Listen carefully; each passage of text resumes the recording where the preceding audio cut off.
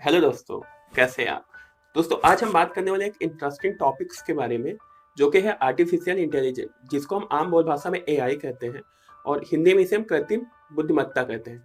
दोस्तों, एआई को अगर हम बात करें एक सामान्य परिभाषा में, तो वह सभी कार्य जो एक मानव द्वारा अपने इंटेलिजेंसी के आधार पे किए जाते हैं, अगर कोई मशीन के द्वारा किए जाएँ, तो वह उस मशीन की आर्टिफिशियल इंटेलिजेंसी कहलाएगी। और एक उदाहरण के तौर पे समझते हैं तो दोस्तों आपने देखा होगा गूगल मैप हम सभी यूज़ करते हैं। तो गूगल मैप में हम लाइव ट्रैफ़िक के सिचुएशन जान पाते हैं। ये एक एआई का ही उदाहरण होता है। और इसके साथ-साथ है काफ़ी सारी ऐप हैं जो एआई के बेसिस पे ही काम करती हैं। वैज्ञानिकों का ये तर्क है कि आगे आने वाले भविष्य में हमारा जो भी जीवन होगा वो एआई के बेसिस पर ही काम करेगा। परंतु आप गौर करेंगे तो आज का वर्तमान भी एआई के आधार पर ही कार्य कर रहा है। काफ़ी सारी मशीनरी, काफ़ी सारी एप्लीकेशंस एआई के आधार पर ही कार्य करती हैं और चाहे वो फाइनेंस सेक्टर हो, चाहे वो बैंकिंग का सेक्टर हो या हेल्थ सेक्टर हो, सभी में एआई का कहीं न कहीं इस्तेमाल होता है। तो एआई को बेसिकली हम 3 भागों में बात डिवाइड करते हैं। तो जो सबसे पहला भाग होता है वो होता है वीक एआई और इसको नैरो एआई भी कहते हैं, नैरो आर्टिफिशियल इंटेलिजेंसी। सेकंड होता है वो आपका स्ट्रॉन्ग आर्टिफिशियल इंटेलिजेंसी कहलाता है। इसको हम जनरल आर्टिफिशियल इंटेलिजेंस भी कहते हैं और जो लास्ट होता है वो होता है सुपर आर्टिफिशियल इंटेलिजेंस। तो इन 3 भागों में हम डिवाइड करते हैं और सबसे पहले अगर हम बात करते हैं नैरो आर्टिफिशियल इंटेलिजेंसी की, इसको अगर हम समझने का प्रयास करें तो इसको हम ऐसे डिफाइन कर सकते हैं कि अगर कोई भी सिंगल ओरिएंटेड इंस्ट्रक्शन दिया जाए किसी ह्यूमन के द्वारा किसी मशीन को और वो मशीन उस इंस्ट्रक्शन को कंप्लीट करे, तो ये आपका नैरो आर्टिफिशियल इंटेलिजेंस का उदाहरण होता है। और अगर एग्जांपल के तौर में समझे तो हम सभी लोग एंड्रॉयड मोबाइल यूज़ करते हैं। एंड्रॉयड मोबाइल में आप देखे होंगे गूगल असिस्टेंट होता है, जिसके थ्रू हम काफ़ी सारी चीज़ें आसानी से बिना फ़ोन को टच करे हुए कर सकते हैं। तो ये आपका नैरो एआई का ही एग्जांपल है। जैसे अगर हम चाहें तो गूगल असिस्टेंट के थ्रू अपना टाइम जान सकते हैं। साथ ही साथ हम यूट्यूब के साथ-साथ गूगल को भी ओपन कर सकते हैं। इवन कॉन्टैक्ट नंबर को भी हम बिना फ़ोन को टच करे पा सकते हैं और कॉल कर सकते हैं। इसी तरह आपका जो आईफ़ोन है, आईपैड है, उसमें सिरी नाम से वर्चुअल असिस्टेंट आता है। कोर्टाना भी एक आपका ये वर्चुअल असिस्टेंट के तौर पे काम करता है और अमेज़न का एक रिवोल्यूशनरी आपका बात करें प्रोडक्ट है जो कि है एलेक्सा। एलेक्सा भी बेसिकली जो है आपका आर्टिफिशियल इंटेलिजेंस का ही उदाहरण है, जो कि आपका नैरो एआई या नैरो आर्टिफिशियल इंटेलिजेंस के आधार पे काम करता है। दोस्तों आते हैं अगले आर्टिफिशियल इंटेलिजेंस पे जो है स्ट्रॉन्ग आर्टिफिशियल इंटेलिजेंस।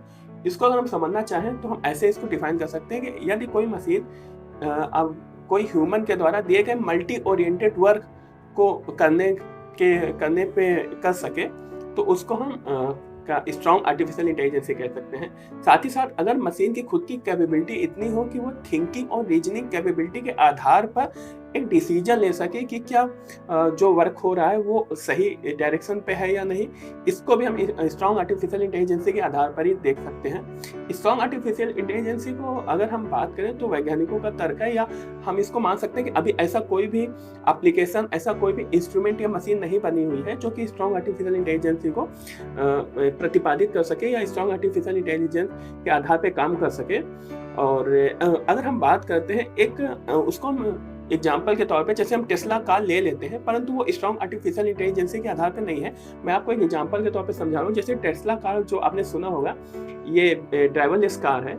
ये भी आपका जो है एक तरीके से आर्टिफिशियल इंटेलिजेंस का कार्य करता है। जैसे इसमें जो है आपका जो है कंप्यूटर विजन होता है, आपका इमेज डिटेक्शन का करता है और डीप लर्निंग का काम होता है।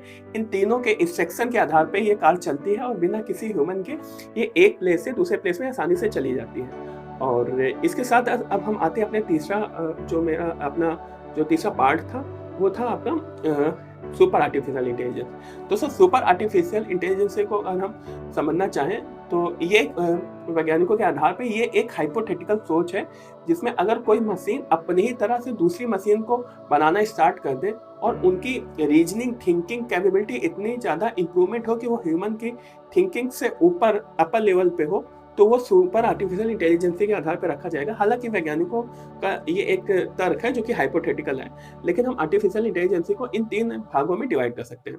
दोस्तों आर्टिफिशियल इंटेलिजेंस के कुछ सब पार्ट होते हैं। आपने सुना होगा मशीन लर्निंग और डीप लर्निंग, जो कि अभी मैंने टेस्ला में बताया कि डीप लर्निंग भी काम करता है। तो अगर मशीन लर्निंग को हम डिफाइन करना चाहें तो मशीन लर्निंग को दोस्तों हम ऐसे डिफाइन कर सकते हैं कि अगर कोई मशीन अपने पुराने ब्राउजिंग हिस्ट्री, अपनी पुरानी हिस्ट्री या नया डेटा एलोकेशन के अकॉर्डिंग खुद काम करता है। Machine itself learning, machine learning को दोस्तों हम कह सकते हैं मशीन इटसेल्फ लर्निंग, बिना किसी ह्यूमन इंटरवेंशन के अगर कोई मशीन काम करती है तो वो मशीन लर्निंग के आधार पे ही काम होता है। इसका उपयोग हम कई जगह पे देख सकते हैं दोस्तों। अगर हम बात करते हैं तो इसको हम एक तरीके से फ्रॉड को रोकने के लिए भी कर सकते हैं, साथ ही साथ इसको इन्वेस्टिंग के लिए भी इस्तेमाल किया जाता है।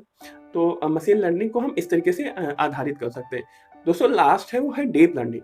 दोस्तों डीप लर्निंग जो होता है ये ह्यूमन की माइंड की जो फंक्शनैलिटी है, जो वर्किंग है, उसके आधार पर डीप लर्निंग को आधारित किया गया है। जैसे ह्यूमन के माइंड पे न्यूरॉन होता है, उसी तरह डीप लर्निंग की अगर हम बात करें तो उसमें आर्टिफिशियल न्यूरल नेटवर्क होते हैं, जिसमें कई सारे अनसैचुरेटेड डेटा या अनस्ट्रक्चर्ड डेटा को अगर हम ऑर्गेनाइज वे में रख के एक रिजल्ट निकालना चाहे तो डीप लर्निंग के आधार पे ही काम करता है। दोस्तों गूगल में पूरे वर्ल्ड में काफ़ी सारा सर्च होता है, डेटा सर्च होता है और दिन पर दिन उसमें काफ़ी सारा डेटा स्टोर भी होता है। परंतु अगर हम गूगल यूज़ करते हैं तो विद इन ए सेकेंड हम जो भी रिजल्ट पाना चाहें वो हमें मिल जाता है। तो ये डीप लर्निंग का काफ़ी अच्छा एग्जाम्पल है और इस आधार पे हम डीप लर्निंग में काफ़ी सारा अनसैचुरेटेड डेटा को एक विद इन ए सेकेंड पा सकते हैं। तो डीप लर्निंग को हम इस तरीके से डिफाइन कर सकते हैं। और तो दोस्तों इस तरीके से आर्टिफिशियल इंटेलिजेंस काम करता है। और इसके अलावा जो है नेक्स्ट मैं वीडियो में कोशिश करूंगा कि आपको आर्टिफिशियल इंटेलिजेंस के कुछ अच्छे ऐप के बारे में बताऊं जो आपके डेली लाइफ के लिए काफ़ी यूजफुल हो। और ये वीडियो आपको कैसा लगा प्लीज़ बताइएगा कमेंट बॉक्स में। किसी भी तरीके के फीडबैक के लिए प्लीज़ कमेंट बॉक्स में बताइएगा। Thank for your watching.